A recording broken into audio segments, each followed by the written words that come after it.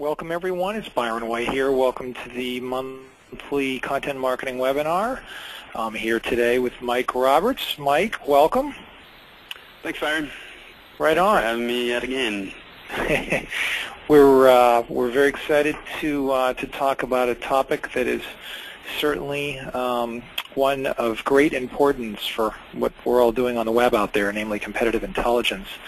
And matter of fact, Mike and I have been talking and embarking for some time together about running a competitive intelligence / content marketing centric webinar, where we may be getting close to that possibility in October of launching this sort of SpyFu university extension on interested folks out there that want to hear some deeper insight into what the possibilities are and learning about your competitors and how to leverage that information. We're gonna deeply dive into it. But the hope throughout 2012 is Mike and I just take this to another level and put together two incredible assets for you that we begin to trickle out throughout the course of the year, which I'm excited, as is Mike, to get this done. And what would be sort of a 101 competitive intelligence tips on how to use data, and we're going to publish that in a book, and then another 101 tips on tools to use for competitive intelligence, which I think is super valuable for everyone as well. So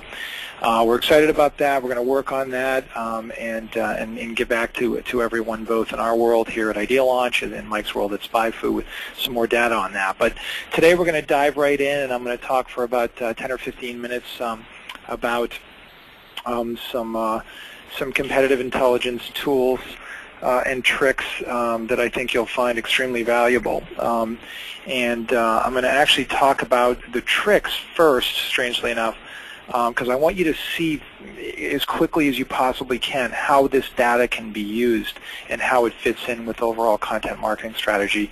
And then I'm going to do just a quick review and give you a nice punch list of about 20 interesting tools, other than the famous and great SpyFu that you can use to find great information and other critical elements that you need to know. So without further ado, I always begin these content marketing webinars with a quick overview. And just a couple of house rules that I forgot to mention. Number one, please ask questions for both Mike and I throughout the presentation using your toolbar on the right side. And number two, feel free to tweet both Mike and I, Byron White. And I think it's Mike Roberts. Mike, isn't your Twitter account Mike Roberts, right? Mine is actually Mr. Spy, Mr. Oh, Spy. You can also tweet at SpyFu. That will make its way to me in some sense. Cool. Well, we'll be checking our Twitter accounts as well, and look for any great feedback from anybody. So feel free again to ask any questions you have throughout the presentation. So without further ado, let's dive into what is content marketing, and I think it's really important for you to understand what's happening with content marketing now. There is a revolution going on, and I want to make sure everyone on this presentation is well aware of what's happening and the power that you can put to work. What is content marketing? It's really the art of listening to the wants and needs of your customers, and that is probably the hardest thing to do. And I'm certain that we're going to see some major advancements on that, both from SpyFu and some of the other leaders in the industry that are helping us understand the wants and needs of customers. We can look internally at our own search box and certainly look out in the social media sphere to see what conversations are happening. We can look at analytics, but how do you really know what a customer wants and how they react to different things you throw at them? And it's hard to figure that out, and it's something we need to make a lot more advancement on, other than old questionnaires or surveys we used to send out to customers. And of course, it's the science of delivering compelling content to them, and you need to do that in a variety of ways, and you need a new content asset portfolio, if you will, to reach customers, and those assets are really difficult to produce. And I like explaining to people that forward-thinking companies are starting to think like old-school publishers, gathering ideas, developing stories, and publishing a steady stream of content now to, of course, a wide channel of distribution. But you need to be thinking about all these assets if you're going to be successful online. And of course, you have to catch readers that are orbiting at high speeds, and that means off your website with apps and other other online events and informational portals and feeds that you can send out to people. And you need to, of course, create information that they want and need, and that's not the features and benefits of your products, but it's probably more informational assets that help educate them and entertain. And you can start looking at the metrics and the success of those assets by measuring downloads and the time on your site and repeat visitation and all kinds of other fun stuff. But it's, of course, content marketing by definition should be testing campaigns with A/B testing and multivariate testing. I like telling people if you're not testing your website, you're living in the dark age, and so do take advantage of that opportunity.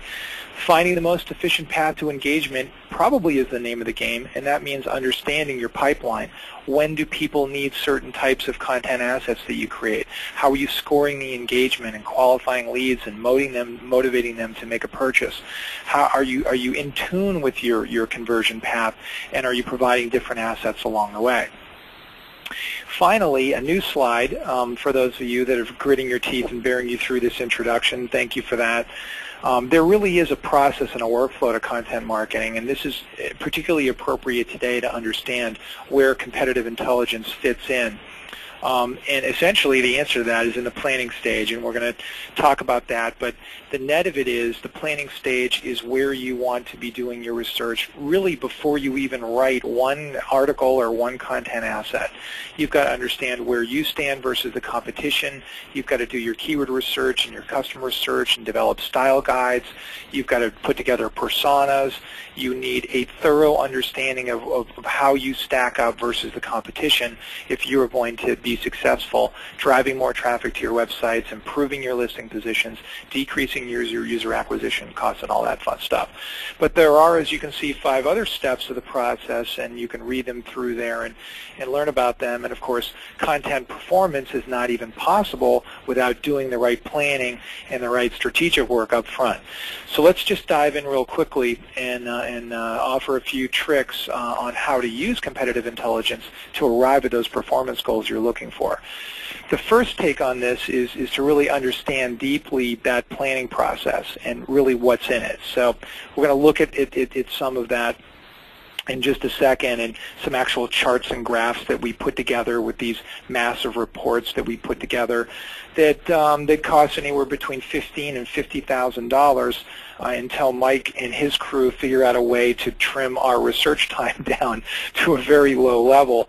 And we'll be working on that throughout 2012 with Mike and his team to try to really figure out how to arrive at these critical things that we need to learn to come up with the purpose of a content plan, which is very simply to figure out how much content do I need to capture organic market share, how frequently do I need to publish it, how good does it need to be, and what distribution channels do I need to really follow down. So these are the questions that we're trying to learn from all this competitive research we're doing and this customer analysis. All this research points at those 4 primary questions. So let's try to go take a look now at some tips with how we roll this data together. And the first thing you can do is take a top-level view of how your website is performing versus your competitors for just some really simple things, like internal links, external links, your Alexa rating, the number of pages that you have indexed versus your competition, totally unique monthly views, Google homepage, page rank. You know, you could argue that many of these things right here are meaningless. You could get a wonderful debate with me with whether PageRank means anything or not, and I might be on the side of the fence that says PageRank is useless, and you might say, what are you talking about? It's competitive information. So, you know, it's the sum is greater than the individual parts. You do need to look at all of these variables to try to get a better feel for where you stand. And this single chart here gives you some pretty good data. You can dive deeper into the data and look at traffic performance and graphs and charts and data pulled up and look at each of the properties you're trying to look at and get a feel for how big they are and how big their content universe is and pages index and how powerful they are. You can also look at the fundamentals of content quality and frequency and quality, or quantity it should be. And you can do that for all of the competitors and literally go manually total how many articles do they have, how many blog posts do they have, how many ebooks have they published, FAQs, how many questions do they have in that section. Job descriptions. This happened to be for a staffing company where we needed a particular column in there for how many jobs were posted on their website. How much copy was on their website, and as far as copywriting pages where there were sell or offers on those pages, how many tips did they have, how many news articles did they have. This stuff is very difficult to manually calculate, and it's even more difficult because you have to come up sometimes with custom comparison depending upon the industry or the website or all kinds of other data, which is why we have to do this stuff by hand. The other challenge is how frequently are they publishing this content. With blog posts, you can go in and take a peek and see if they're publishing daily or weekly or what the challenge is. But with other pages on their website, you really don't have a feel for how often they're necessarily updating their pages or how frequently they're pushing out white papers or ebooks. And by the way, there's often not a lot of consistency with that. Then they may bring in a new director of marketing and everything may change quickly. So all of this data really needs to be live. It needs to be relevant. It needs to be driving your strategy to answer those 4 questions that I mentioned. And of course, quality is another subjective grade. Although with Google Panda, who knows what Google has done. I have a feeling they're looking closely at the linguistics, the elements of particular copy and being able to pick out crappy copy that's created in Indonesia or, the Philippines or, India. There are subtleties that are perhaps transcribable into a penalty if you're producing crappy content. We go in and subjectively view the content and make some grading and scoring to help our clients understand how they stack up. Additional content assets, photo galleries, podcasts, webinars, videos, workbooks. There's just lots of things you need to compare and contrast as you look at your website versus a competitor. And of course, social media, how many posts, how many people are linked in, how many tweets have you produced. These are all things, again, that help you sum up how you stack up against the competition. Content widgets and applications become relevant. They can also often connotate the time on site and repeat visitation and all kinds of things. If you've got cool widgets and applications and free tools, chances are likely that you're going to be beating your competition with traffic and all kinds of other variables. Hey, Byron, I think that there's, can I interrupt you for a second? Sure. I think that there's something really interesting you said there about detecting low-quality content because, I mean, it's sort of a kind of classic computer science trick to be able to, figure out whether, something's written by Shakespeare programmatically, just by looking at, like, the mix of words. And so I guarantee that they're doing, if they're really serious about quality, you can totally figure out, well, what's the accent that this is written in, what's like sort of the, and in fact, who's doing that? I think it's like the Microsoft Ad Center, or they're basically calculating the education level of a certain, of a site, like how quality is the content. That's a really interesting thing in terms of, this content, because I know that with your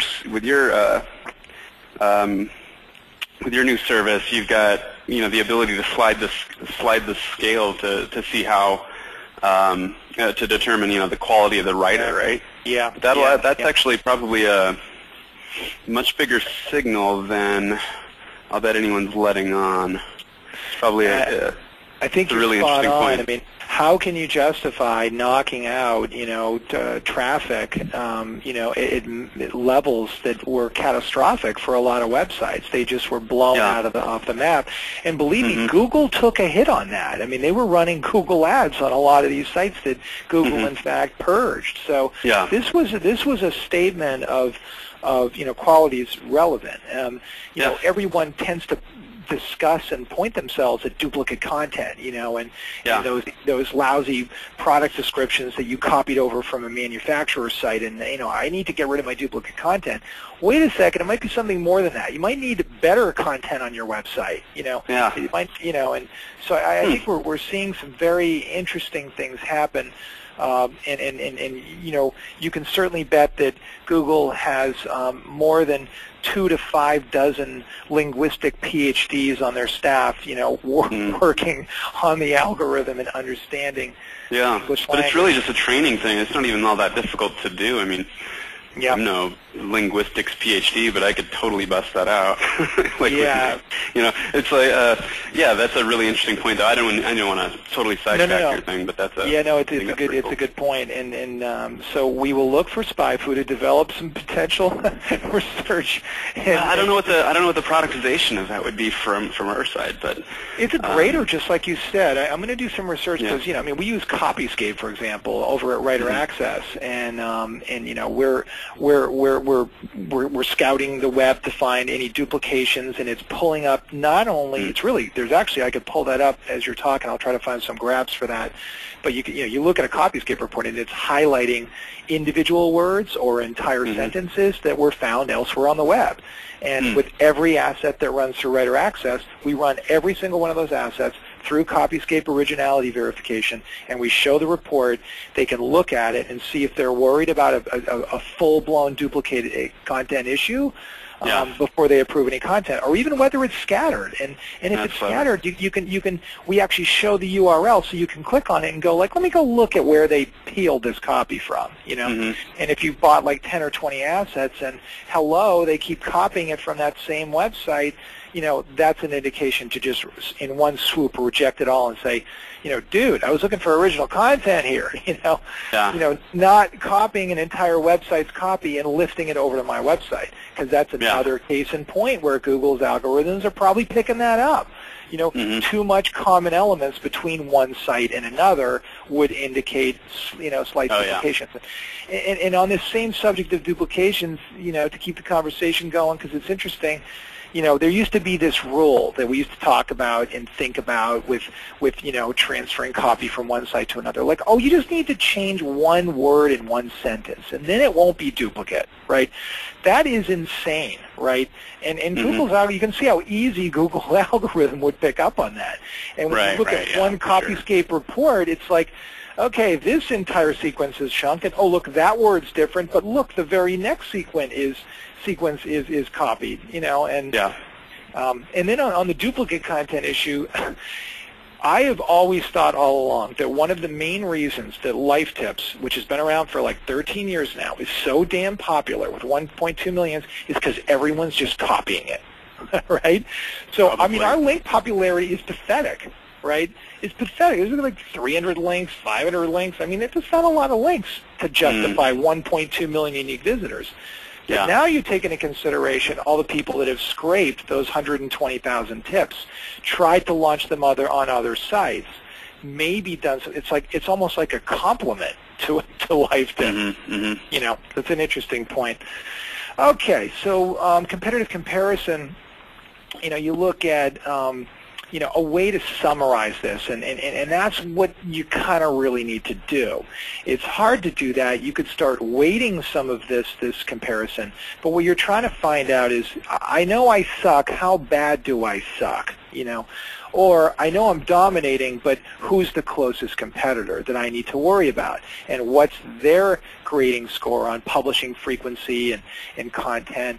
So some of these things are more relevant than the others, but it is important to see it summarized, particularly when you're trying to drive strategy from it.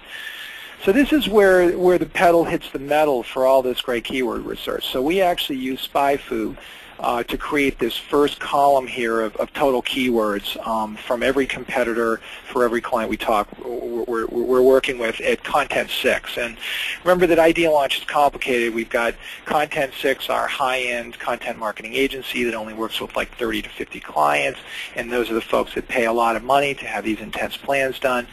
Then we've got this marketplace where we create content just on a per article basis and with access to 4,000 writers, and then we've got this technology in the middle that's Word Vision, that's powered by SpyFu, that helps us track the ROI and the impact of all this content we create. And if we get our act together in 2012, I'd really like to give Word Vision away for free so people at Writer Access could use it, in addition to the people at Content 6, our agency. But anyway, we do all this work, and to me, SEO really boils down to this crazy little chart.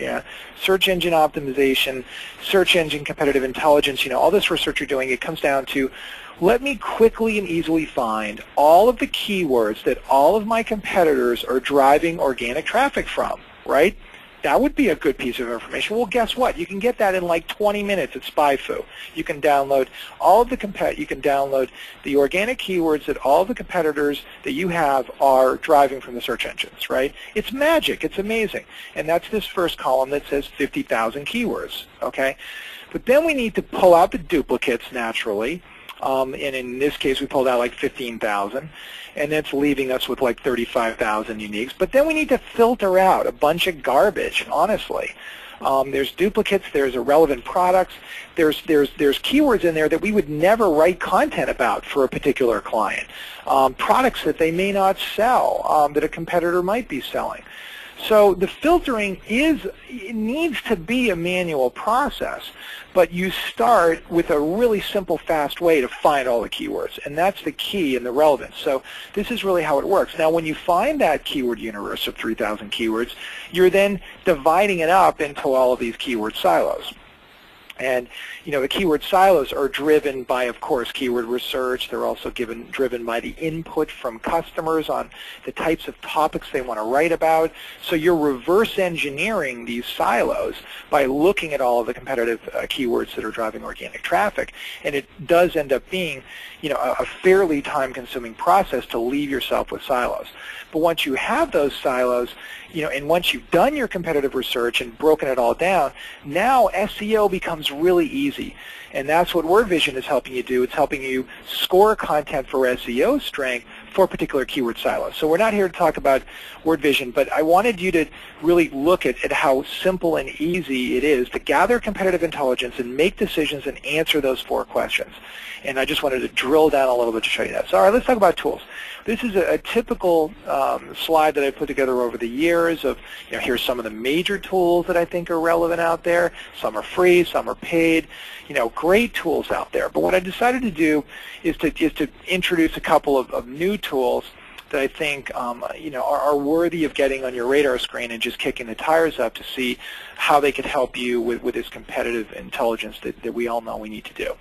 So the first one is the Search Monitor, which crunches a lot of data. Take a look at it. This deck will be available, and we can send it to anybody that you want. You're actually going to be able to view this whole show. But I'm just going to spin through these quickly because I want to give Mike a little bit more time to chat. I'm reaching my budget of time, and I want Mike, the guru of competitive intelligence, to talk here. But another great one is, you know, Yahoo Site Explorer. You know, clearly a nerve center for lots of competitive intelligence, particularly because they will actually report, unlike Google, inbound link popularity and actually those actual links. Compete.com, we also know, Boston-based company. What's interesting about Compete.com is I think you can pretty much get the same information if you pay them like $10,000 a month or if you pay them like $30 a month. I haven't been able to figure out their business model quite yet, but they do certainly scrape and have a lot of data, and it's worth taking a look at, particularly their Compete Pro tool, to see how it stacks up for the information that you may need. This is a really interesting tool, which I've been told and heard some reports about that it may no longer be serviced. But the concept is actually really, really interesting, and that is a spider. Basically, you set this tool up, and it spiders any competitive sites or your sites, and it will find new pages that are published on that website, and it will throttle that search query as frequently as you'd like. And that actually, in the end of the day, is kind of a really important thing that's happening out there from our perspective and wanting to measure, not just to do our reports initially, but to start tracking and monitoring content being published on competitive sites after you do your initial content plan. So it's worth digging into this tool a little bit more. There's another tool called Update Patrol, which has gotten better reviews, with the exception of a disclosure on the top of it, which says no technical support. But you know, again, this is critical stuff if you're in the content creation world and you're trying to figure out, you know, how to win the war of words on the web. You need to understand and know what your competitors are producing from a content perspective, and that data needs to actually make its way to writers creating content for your website. So we hope to have some advances and some breakthroughs in there within WordVision, because this is critical data and we're going to talk with Mike about that in more detail. But getting that data and monitoring fresh content on competitive sites is a key thing. And I don't think, frankly, either of these two models that I mentioned are doing the kind of job that we'd like to, particularly in correlating. Byron, yep. I just want to throw our hat in the ring on that. Discovering new pages that they weren't ranking on before is actually a section in the SEO Recon report. It doesn't necessarily get pages that they created that don't rank organically. Yep. But really the ones that rank organically are kind of the more relevant. Yeah. Yeah, they're more important. And I don't think anyone does. I mean, nobody does that I know nobody does that like we do. So that's a new thing. Cool. Not new. I mean, it's Recon Files for SEO. It's almost 6 months old now, but. Right. Anyway, I thought I'd push our stuff. What's interesting is the correlation, if we could ever get it, from when they published it and when it got ranked, right? That's it's like literally last month it was, oh, right, good point. Yeah, I don't know. I don't know exactly how to know that. That's the horsepower right there, is like, you pop a page up, but when does it rank? How long does it take, and what does it rank for? And that's cool stuff. We'll actually we can figure that out, but cool I didn't know anybody wanted it. So PostRank, fabulous. What I really love about PostRank, and Mike, I'm going to beat you up on this as well, is I just the emails they send out daily are like hot. They're both heartthrobbers and painkillers. I don't know what they are, but I'm convinced that they have done. I mean, Google purchased them for starters, so they must be doing something right. But engagement, is a big deal. And by the way, very few people have 4,482 engagement points in the course of a day, just so you know. That's like I've been getting these emails since I actually had the founder of the company on one of the webinars, and more like, oh, you got 0 today, 0, 0, oh, 10, 20. But it's still good to know when you get that engagement, because it tells you did something right in the content world. And there's very few monitoring tools other than PostRank that are telling you how people are reacting to your content. So very great tool to take a look at. FeedCompare is another tool if you happen to be running a feed burner blog, to give you some comparative data. Google Trends, another interesting data point. I hate the fact they don't tell you the actual traffic. I mean, it's like you got to go over to Compete to find the actual traffic. It's a pain in the neck, but it may be more accurate. Who knows where Compete is really getting their data? Here's how LifeTips compares to About.com. Fairly pathetic. We're like a flat blue line on the bottom, but we still love LifeTips. And Wayback Machine, love looking at this. And here's an old 2004 LifeTips design that we had up eons ago. It seems like, I guess, in like dog years or something for lightly. Is it 40 years ago? That was our site design. But really interesting to look at how your competitors have changed their site design and migrated into new offers. And to also look at the correlation, for example, of how their traffic might have been affected by that design. You can start piecing together some interesting data when you look at visual information and not just stats and data. Readability.info is an interesting website. I did a little quick test on here, and this, Mike, is diving into some of the the actual content analysis that you had been referring to. Literally diagnosing sentences and average lengths and, short sentences versus long sentences. And it's only doing it on a particular page, but imagine if you spidered an entire website, brought back all this data, and even, compared, performance in the search engines with some of these standards. A lot of people are constantly asking us, hey, do we need 300-word blog posts? Do we need 500-word blog? What's the right length of a blog post? Yeah. And this is funny because it's very arcane. Should my Coleman Liao be 18 or higher? It's like, wait a second. There's a usability issue Google going on is there. not judging you on word count here, people. I mean, you don't tell a writer to create a long article for the sake of the long article if they're describing, how to walk upstairs. I mean, does someone need to hear how to walk upstairs in 1,200 words? I don't think so. So it's all interesting, but there is diagnostic that in research and competitive intelligence that is very revealing. So it's worth noting. The problem with readability in .info is it's really only doing that for one page. It's not telling you. It's good for perhaps looking at conversion on a page and analyzing their sentence structure versus yours and their how many headlines do you have. But it's not telling us things that we really need to know from a linguistic perspective, probably with quality content or gauges. But it's worth noting. So Google Alerts is just so easy to set up and so simple to use. It's harder to do something with all of this data. So that's worthy of taking a look at. But it certainly is a great tool to use. Twitter search is also fantastic for reverse engineering what people are saying about competitors' products and/or services.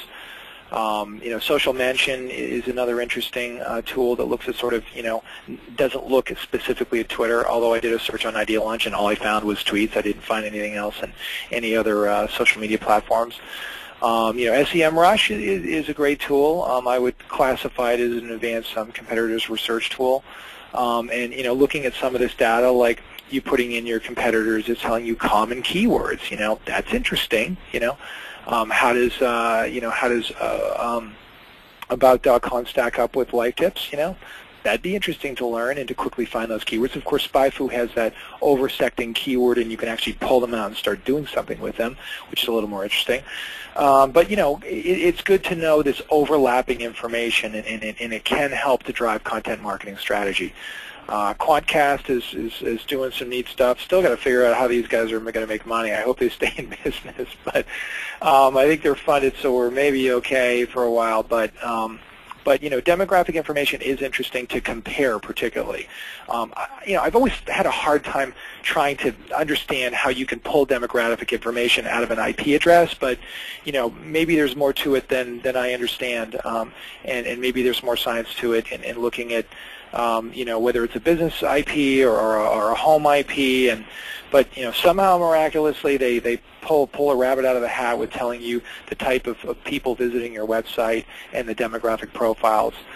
We haven't been able to do a lot with that, honestly, from a content creation perspective and a persona development perspective. Clients are just not wanting to put too much weight on information like that. SEO Moz, some fabulous new tools, including Open Site Explorer, which will literally tell you the backlinks and the sites linking over to a website, and the page authority of that site. And of course, Word Vision, I can't leave that out.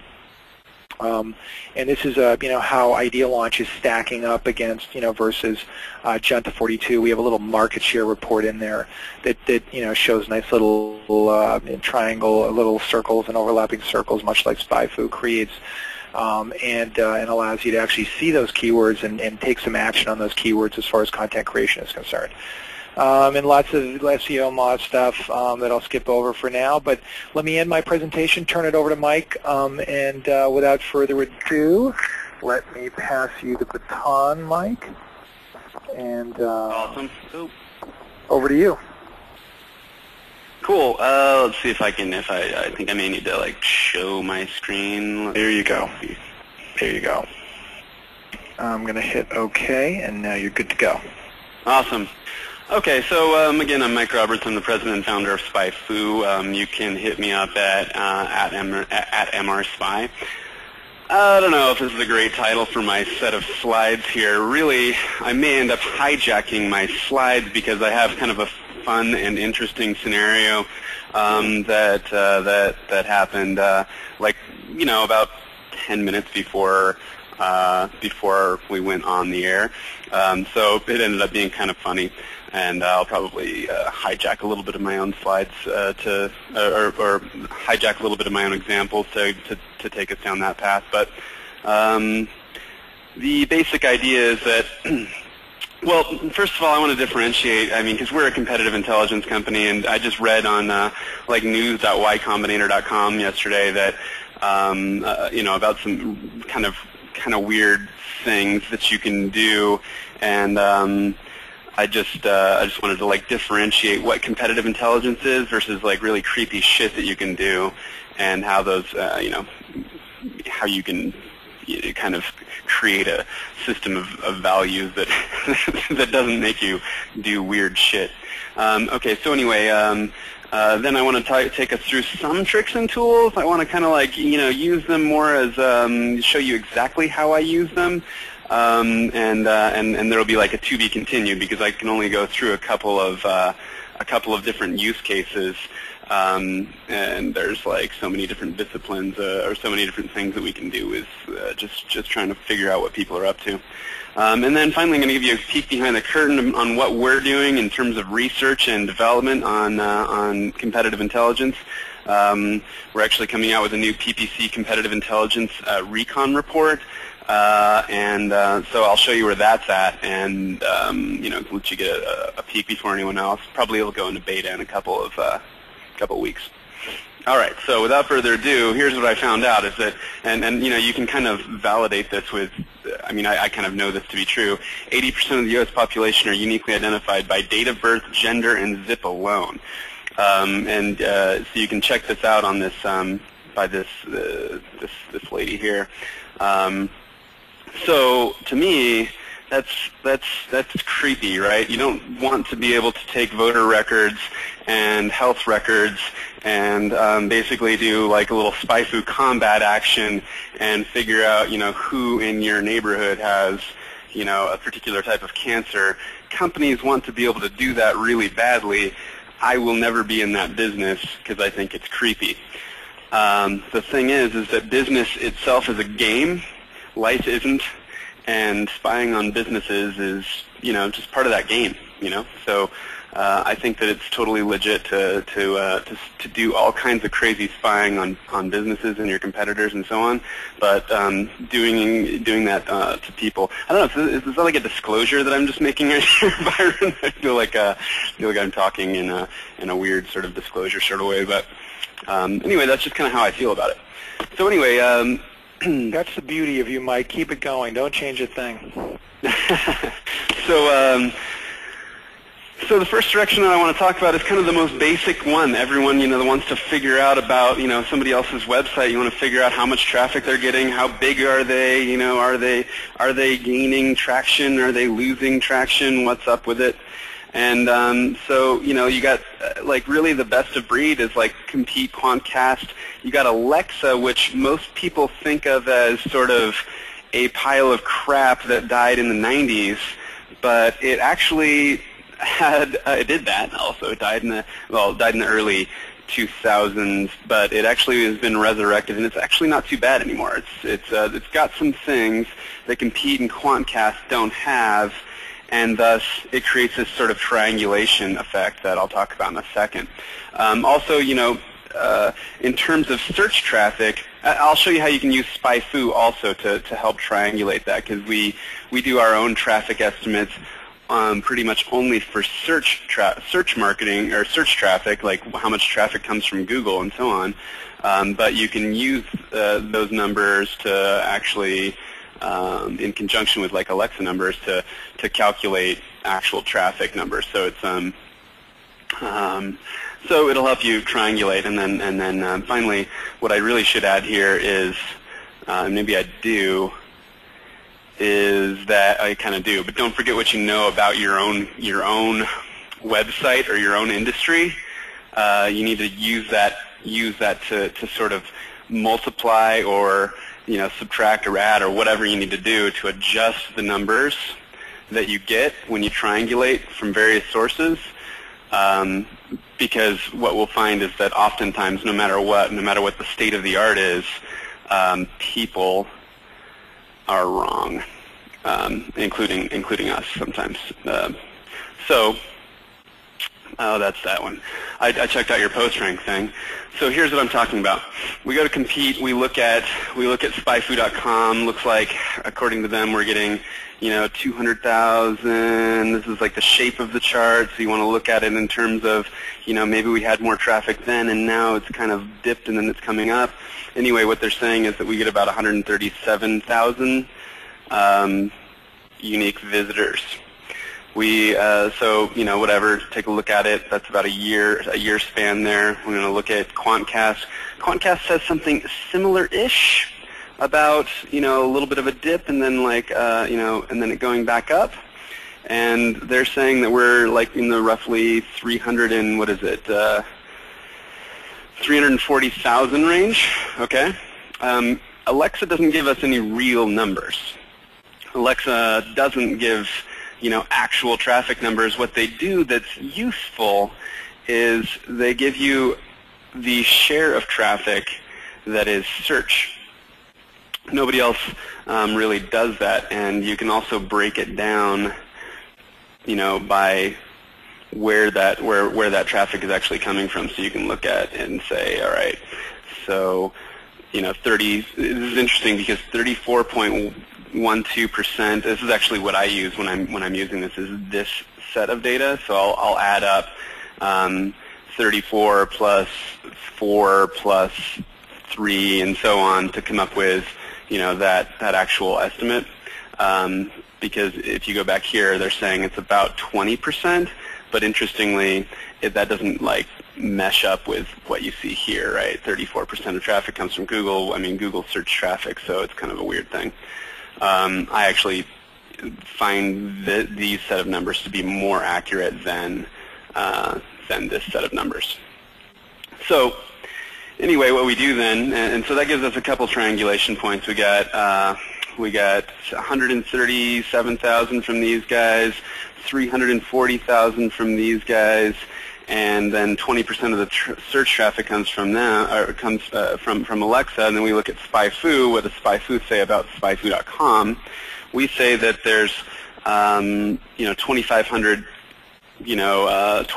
organic visitors per day, and so you get 75,000 per month, and then if we want to take Alexa's number, we multiply by 5, we get 375,000. So actually all these things sort of triangulate to roughly, a similar set of numbers. 100 and, competes obviously the lowest, and QuantCast, and actually SpyFu is the highest, with QuantCast in the middle, but someplace in the 300-ish thousand-ish range, right?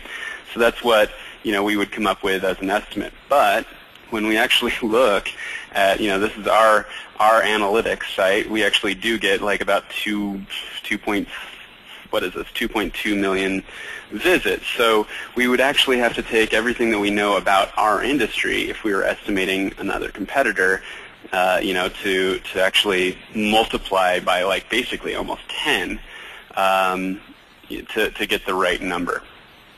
So that's kind of what I'm talking about that triangulation piece that I'm doing here, and then finally, adding in what you know about your company.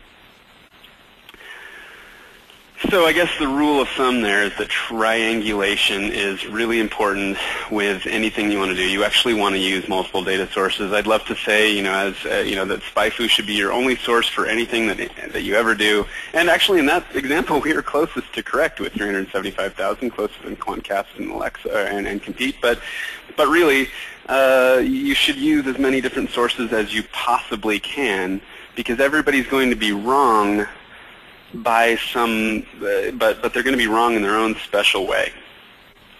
All right. Next thing I want to talk to you about is sort of spying on your competitors' technology and their structure and that type of thing. So the first place I look, or one place that I want to look at, is builtwith.com. And so if you put in let's look at SpyFu.com here in BuiltWith. You can see what servers we're using and whether or not we're using, Google Analytics and conversion tracking. We can look and see, what is the widget on the side. We're using user voice, and so you can kind of say, oh, I like what they're doing there. I wonder how they're doing it. And you don't have to be like a developer in order to reverse engineer it. You can just go look at it, and then you're like, oh, user voice. Let me check out uservoice.com, and so on, right?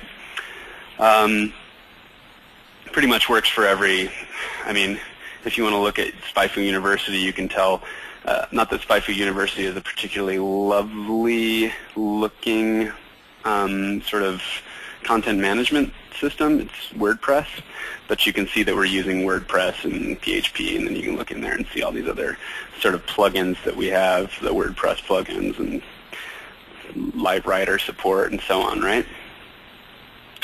Sort of interesting, pretty cool stuff actually, if you want to figure out how somebody's building stuff. The next best way, I mean really the best way if you want to really find out what kind of research technology people are using is to look at, you know, LinkedIn and look at and look at their job postings. And I think you can kind of get what's going on there, because people, when they post a job posting, they're basically saying, well, here's, you know, what we're looking for in terms of engineers, and, you know, we want them to have these skills. And so it's like, oh, I see. That's how you're building that really cool, you know, product that I also, you know, think is cool. In terms of reverse engineering company structures, I think that LinkedIn has some really interesting stuff. If you put in compete in here, just searching for it, you can find, you know, the first thing you see is their company. You can drill into it and see, okay, look, here's their new hires. They have like 171 employees, right? You want to drill into those employees. You can see who they are, and you can even see, you know, which ones have, wait, where is that? Well, I would click here. This is where you can see people that have changed job titles, but what's cool is that you can see how they're, like, what is their staff breakdown? Are they engineering driven? Are they sales and marketing driven?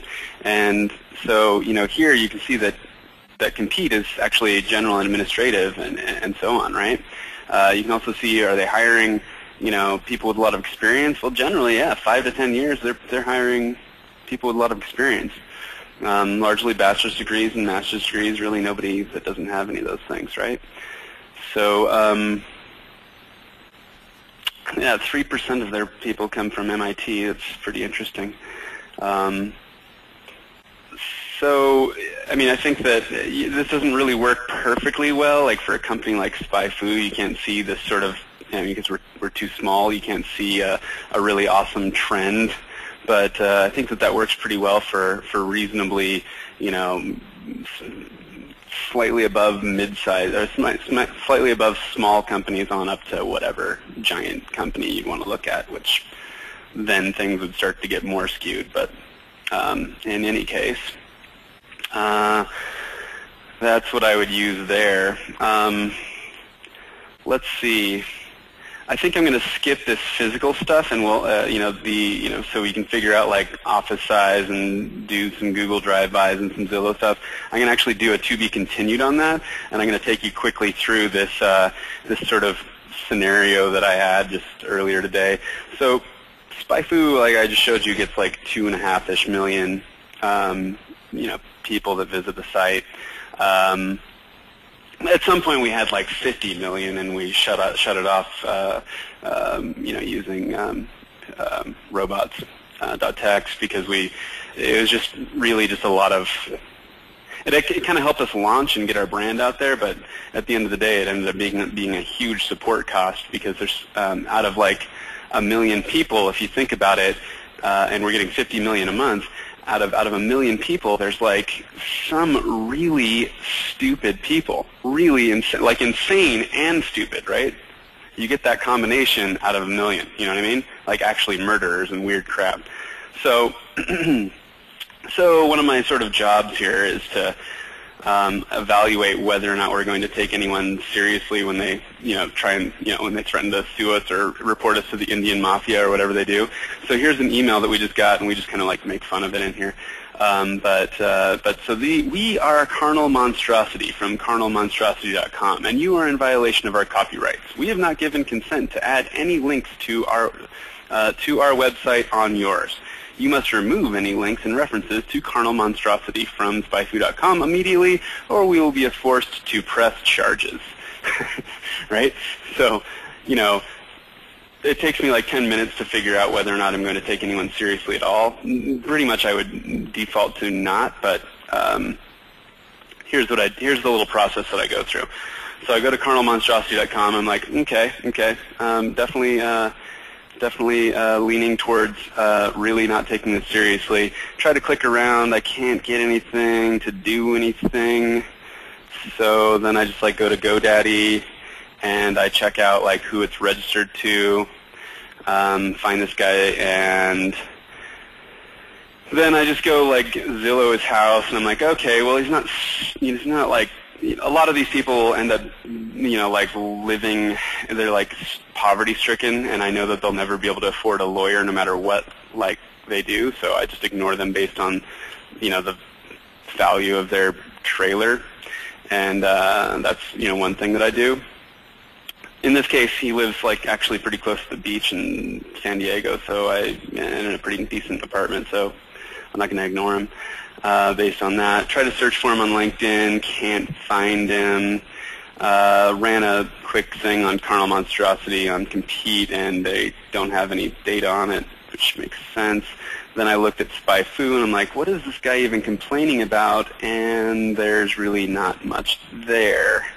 All we have is this Monstrosity official site and so on.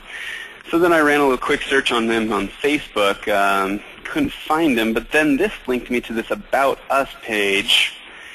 And then I started reading this, and it's like pretty funny. I, Jeffrey Madden, designed this website from pure scratch with the web programming language XHTML 1.0 transitional because I firmly believe that XHTML 1.0 transitional should be the primary language that web designers use for their websites. He also then talks about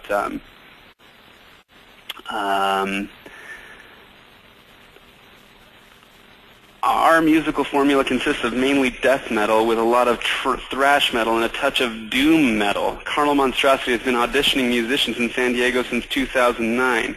Many have applied, but none have qualified. So anyway, I wasn't too worried about this guy, and I basically have decided that I'm not going to respond in any way. Anyway, that real quick sort of maybe it took me like 3 minutes, 4 minutes to just bust out that sort of business decision is actually, really common. I end up like evaluating competitors. I end up evaluating, business leads. I end up evaluating, takedown notices. Just really quick, going through this series of sites. It's like part of my, like the last 7 years or whatever running various businesses. It's just like sort of things that business decisions you have to make all the time. Ignore or act. Because, running a competitive intelligence company, I don't necessarily recommend that you spend all your time focused on your competitors, but you need to be able to just quickly decide, are they doing something good? Are they not? Or am I even going to pay attention to them? Are they stupid? Do they have any experience? These are more or less quick things that, down the road we'll show you some more quick tricks. Real quickly now, I want to show you what's going on behind the curtain at SpyFu. I mentioned earlier that our next report it's going to be a pretty big blockbuster. I'm fairly certain. It's the PPC Competitive Intelligence Report, and in that we're doing a lot of those things that I'm talking about. Is really taking triangulating the right answer, actionable things based on what your competitors in an aggregate are up to, right? Because you don't necessarily want to trust one competitor, because like I said, some of them may be stupid. I mean, really stupid, and you don't necessarily want to trust what they're like doing right now, because it may be a bad bet. But if you look at the things that many of your competitors have been doing over time and spending a lot of money on, they're probably making money doing that stuff. So, there's a lot of effort involved in actually, crunching those things together yourself. And so what we're doing is building like these awesome reports that basically distill that knowledge and make it so that you can act on them today. It's something that we haven't been able to do with SpyFu ever, because it takes us, we can really only spend a couple of seconds per month per domain.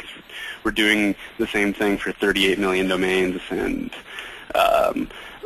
so with the recon reports, we're able to spend hours and days computing like on your domain. So here's what we're up to. This is the PPC Competitive Intelligence Report as it sits.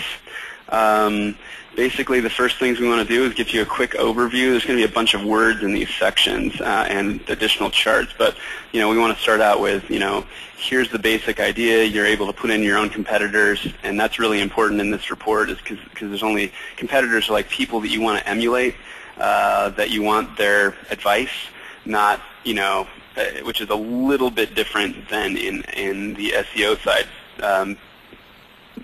Because like the paid thing is a little more, you kind of have a tendency to know more. Anyway, so what we're showing you here is basically how your overlapping keywords are changing over time, whether you're outranking them, whether they're outranking you, what their approximate spend is, and so on. Just gives you a basic idea of what your competitors are up to. That's not much triangulation, right? But then we get into like identifying the best negative match opportunities. And of course, remember this report is for Newegg.com. So Newegg would have been the one that bought it, or whoever is managing Newegg's account. And what we're going to do is say, here's your best negative match opportunities. These are keywords that you're spending money on that you probably shouldn't be. You're showing up on these keywords. They're probably broad match terms. And we think that we can save you money if you stop doing this. So this is actually based on real data. In fact, you can see that every piece of information on SpyFu is actually backed up by a screenshot of the actual search engine result page. So in this case, we're leveraging that. We're saying Newegg is advertising on cheap carpet cleaning, and look here, they're advertising on 49ers tickets. Together, those two keywords cost them $9,000 a month. And probably they shouldn't be spending money on it. I don't think it's a good idea. We show the ad, and then we show a screenshot. And if you click on that screenshot link, we actually show the actual. I mean, here they are. This is actually on July 4th, 2011, and there they are. And here they are for 49ers tickets. NFL Stadium ticket frame is what they're trying to advertise on, but you can see that they're showing up on 49ers tickets on July 3rd. And again, everything on SpyFu is actually you can track that back right to our cache. So when you're talking to a client, it's kind of cool to just bait them into disagreeing with something you say, because you can just be like, well, here's the screenshot now. I'm the smartest person in the room.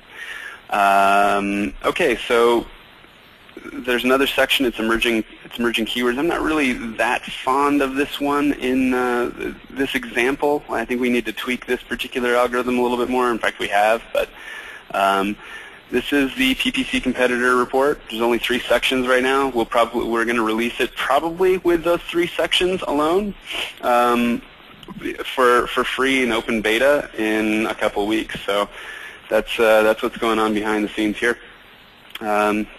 And that's pretty much the end of my presentation. Do we have any questions going on? Yeah, we're gonna get hopefully some questions from the attendees. I've got several dozen myself, and not a ton of time left. It's just a few minutes before, and we like to trim these down so when you hear the recordings of them, which we've already had some requests for.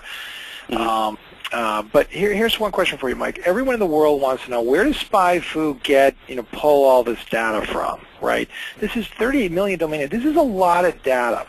What can you tell us, publicly about the data you're pulling, and also how hard it is to pull it, and what you do with it when you get it, which is what the really more remarkable thing is? Sure. Well, we basically pull the data directly from Google. And it's important for us to try to appear to be a an actual web browser. So we don't use Google's API. We don't want them to know where we're coming from, because we don't want them to manipulate it.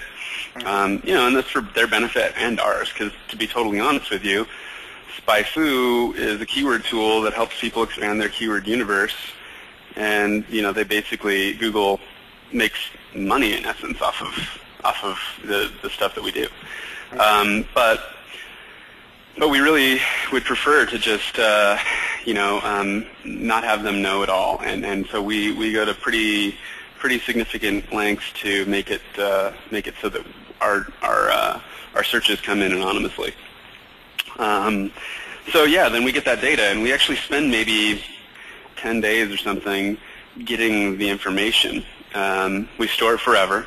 We store not just like the actual data, but we store the actual screenshot of every page that we pull, and we have that, going back 6 years.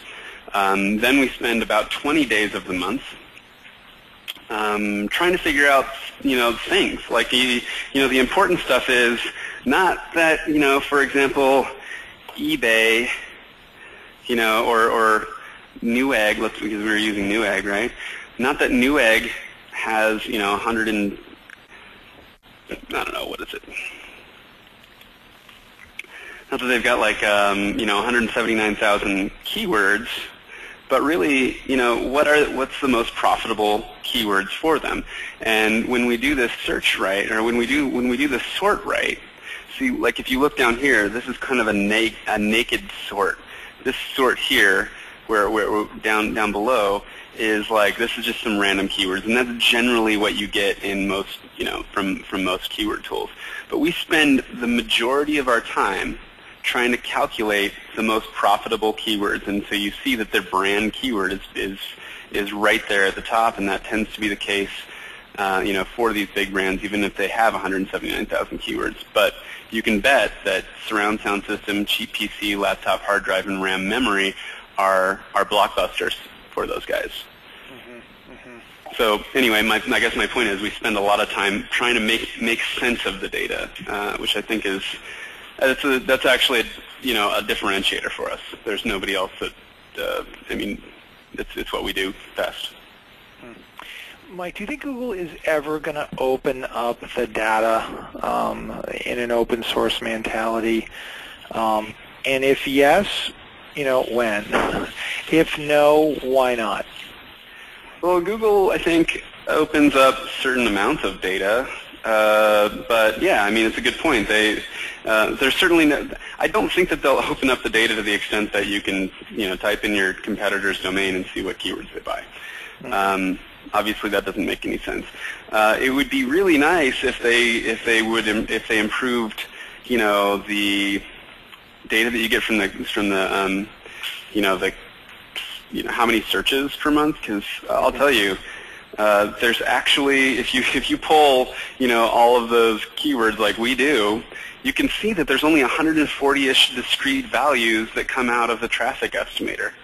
You know what I mean? It's like a keyword either has 44 searches per month, or it has 170 searches per month, or it has, 220 searches per month. These are all real values that I can remember seeing, but it never has 219. It never has 210. There's only 140 different discrete values that you can get out of the traffic estimator, and kind of, I don't know what that'll ever open. That's Google's traffic estimator, yeah? Yeah. And of course, our job is to try to improve that stuff and triangulate it better. But it would actually be pretty cool if it came out, if they just released that, clean. Yeah. But I don't know. I actually don't know for sure why they wouldn't do that. Why they wouldn't release at least real traffic numbers. It seems like something they could do and not. I don't know, ruin themselves. I don't know why they wouldn't do it. And I have no idea when. Yeah, competitive intelligence is typically been a behind closed doors, smoke-filled room, sport, if you will, particularly back in the days of the super giant and elephant companies out there competing with one another, and sifting through trash to find data points, but if you read some of the wonderful intelligence stories that have literally changed business models as a result of competitive intelligence, is it coming down to the masses now, thanks to SpyFu? Are we able to get information now that can quickly change our business flow? I guess the answer is probably yes, because we saw a lot of that today. But are people really implementing? I guess that's what I'm saying, Mike. Are people really taking this data? Are you really, are they really doing, are they really? Is this the secret sauce? Well, I mean, here's the thing: is I think people want they want more like tactical information than strategic. Generally, I mean, if you think about it, Southwest Airlines has been the most successful airline for 20 years, and everyone could copy their business model, but none of the major players do, right? Like they're like, guess what we're going to do? Well, you got JetBlue and so on, but it's only emerging players that actually do it.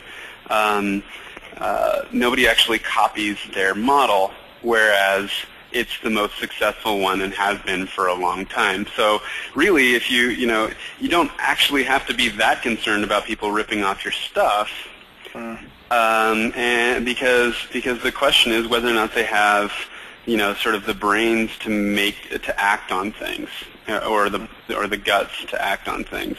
But I don't, and I think that historically or currently there's just a lot of information out there, and information is harder to process than sort of opinions. And at SpyFu, we're actually kind of working towards giving people our opinion a little bit more. Like in the recon reports, we actually say, here's what we think you should do given what we know, as opposed to here's a bunch of information, you're the smart one. Well, in some cases, we're also the smart ones, so we're going to give you our best guess. Well, isn't that really what people want, and isn't that the model that really is the future? If you read Ian Ayer's book, Super Crunching, and I've had him on the Life Tips show, actually, fascinating interview. It's worth a listen to that again. But he is just all about taking all of this data and making it actionable, and putting forth the recommendations based upon all the data crunching. Yeah, I agree. Actions are what you ultimately want, because it takes so much time to sift through and build an opinion. If you have to like I said, just contrasting these two sections, because this paid keywords area down below here versus our top 10 best paid keywords, this is like the Wayback Machine. Honestly, if I look at this page, this is like what we were saying when we launched SpyFu. This is the best information that we had. We were like, here's the keywords. And at that point, that was the state of the art. Nobody else was doing it. And obviously, therefore, we are doing the best. So this is fast forward. Basically, we I think released this a couple of years ago. This is 5 years ago. Fast forward 5 years. Here's what we how we improved that. I never really thought of it like that until I look at it. But that's coming up with the best actionability. And then when you see recon files, the PPC competitor report will basically be like the state of the art in terms of giving you actionable information to do with your PPC campaign based on the behavior of your competitors. Well, we've had a great fan base, and we really appreciate that. When Mike and I are at shows, people come up and say things like, hey, really enjoy that, keep it going. But I think it's because they're seeing on this presentations our ability to think this stuff through and start looking at some of these big problems. I mean, point blank, I talked today about exactly what this $25,000 to $50,000 plan is delivering to somebody. They want to know very specifically, how much content do I need to create? How much is it going to cost me? Where do I need to distribute it? How good does it need to be? I mean, it's like it's right there in front of us, And what we need from SpyFu is an ability to say, here's my domain name, enter. Here's my 5 competitors, enter. Okay, let me answer a couple questions for you, like, all right, through Groupie, Groupie tells me that you care about these topic areas, but tell me what you really care about, and then hit go, and then tell me, okay, based upon our research of how many pages they've indexed versus you, and how many keywords in that group versus you have versus they have, and blah, blah, blah, blah, blah. you're screwed unless you produce at least 1,000 to 5,000 new pages indexed at Google in the next year. Like that's what everybody wants to know. That's what they want to know, right there, point blank, right? I like it. I think it's a good. I mean, you know what? We're actually moving there. We just this week, the second question, enter your 5 competitors. Exactly. Yeah, just now added it. You're getting there. You're getting there, and it's I think that we will. I mean, I really think that there's a couple of ways that people use the SEO Recon report that were not the way that I expected them to, and one is to do sales proposals. People use them for sales proposals and functionally change their business. So we adapted a little bit there. We made it so that you can generate an executive summary. Because people were like, 50-page report is way too long to give to a prospective client. I need like a 3-page report. So we did that. But I think that the strategy one, like the one where we're actually breaking things into these keyword silos that you're talking about, and basically saying here's kind of almost a blueprint, almost a roadmap for an actual article. I think that could be pretty big. I mean, people are using it for that. But right now, I think we could. I think we could actually make a tailor-made. There's actually a template in SEO Recon files called strategy, so you can kind of do a strategy report. But I think we could actually make it even a little bit better, and sort of clean up that process. Well, we're going to keep pushing each other with data and discovery and competitive intelligence, overview with good data. There are some super cool tools out there. You had a great comment about somebody that loved the tips you were giving about Alexa. I don't know if you saw that or not. Thanks for that, whoever had mentioned that. But using these competitive intelligence tools is what people want to dig into, and that's what we've got to get to, is how do you take this data and quickly apply it to make a difference at your business, right? Yeah. And the other big pain points that we're seeing, over and over and over again is, how do I sell content investment, for example, or even investment in any online marketing to my management team, to my board? And my answer is perpetually, you have to show them the pain points. You have to show them that you suck right now online, and that you're getting killed. And you've got to dive in to those difficult areas. And Mike and I are partnered, with Word Vision, but we're going to, arm wrestle each other at the next show we both speak at and say, what can we do with Word Vision? Because Word Vision may be, the overlap between our content world, and your technology and database world, where we just make this stuff simple and easy for people to take action on, because they just want to know, how do I solve this stuff? Quickly show me my pain points. Super laser focused. And this is an audience that's like, writers and SEO people, and and so it's a more of a laser focused audience of people that just want to create content. Like that's what they want to do. Yeah. So stay tuned for Recon reports. We're over per usual, and we did have some questions. Somebody pointed out that United and Ted, while you were talking about another airlines, great job, gentlemen. And somebody said, still sounds like black magic, and maybe that's what competitive intelligence is, black magic. Well, I mean, the reality is that it's an allocation of resources. And like I was talking about, business is kind of a game. It really doesn't matter when you die. And so, but you can't spend your entire day or your entire life focused on your competitors. You can only spend a certain amount of time, and allocating that amount of time is sort of a strategic thing for you. So it's fair, but, how much effort do you really want to put into it versus developing your own products, nurturing your own customers, and so on? Well, the topic is there for everyone to dive into. When Mike and I formalize our October competitive intelligence webinar, there's absolutely something here on how to get this data, how to use this data. So let's keep the conversation going and really have some fun with it. Thanks for tuning in, everyone. We're 15 minutes, a little bit longer today, but thanks for listening in. A lot of people stayed on to listen to us talk. Really appreciate that. Thanks for taking your time throughout the course of the day to tune in. Until next month, everybody, I hope Hope you enjoy the webinar. Mike, thanks for tuning in. Thanks a lot, Byron. Right on. Thanks, everyone, for listening in. Until next month, and a double-month invitation for both of you, for everybody on the line. We'll catch everybody next month. Thanks again for listening in. Check with you later. Bye-bye.